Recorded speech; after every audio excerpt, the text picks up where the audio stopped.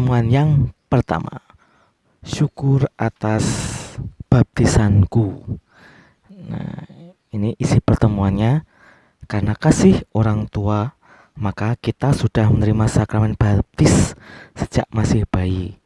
Orang tua kita ingin kita juga memperoleh keselamatan yang berasal dari Allah Bapa. Karena orang tua sudah dibaptis, sudah menerima keselamatan, maka anaknya juga harus mendapatkan keselamatan. Nah, ini baptis.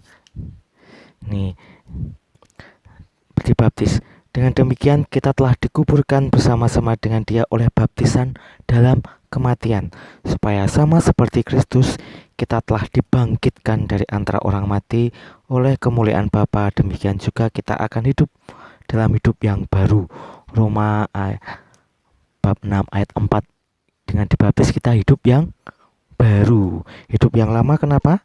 Karena hidup yang lama, ini medianya pakai gambar Adam dan Hawa. Karena hidup yang lama akibat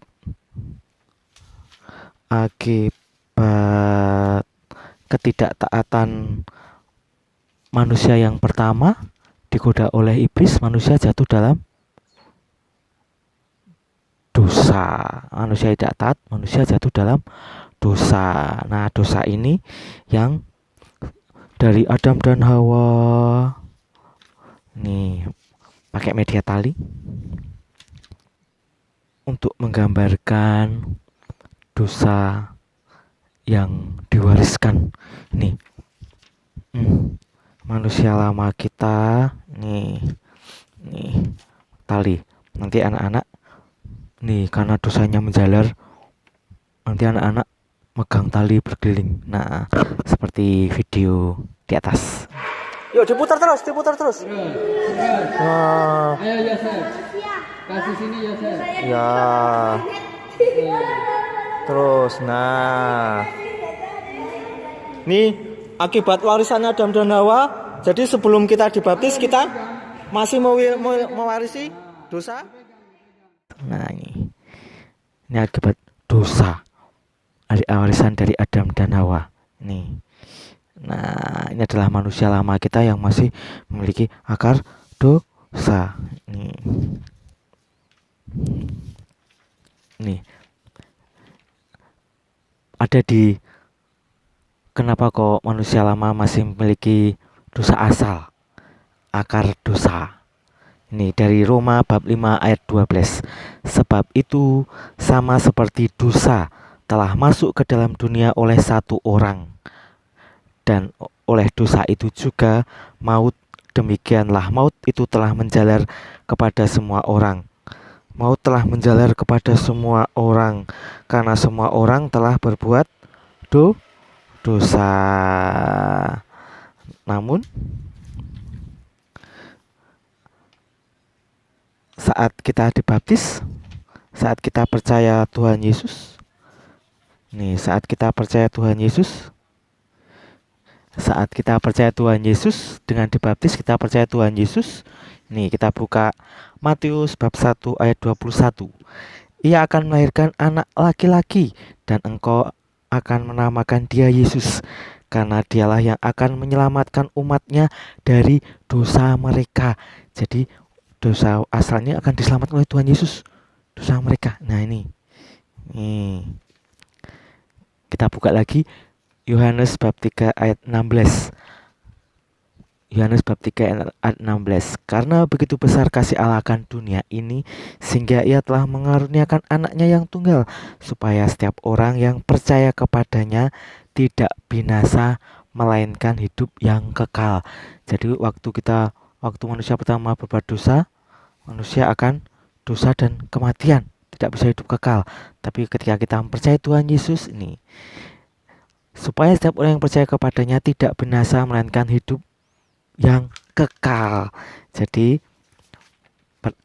setelah kita dibaptis, percaya kepada Tuhan Yesus, nah, dosa asal, akar yang menjalar kepada kita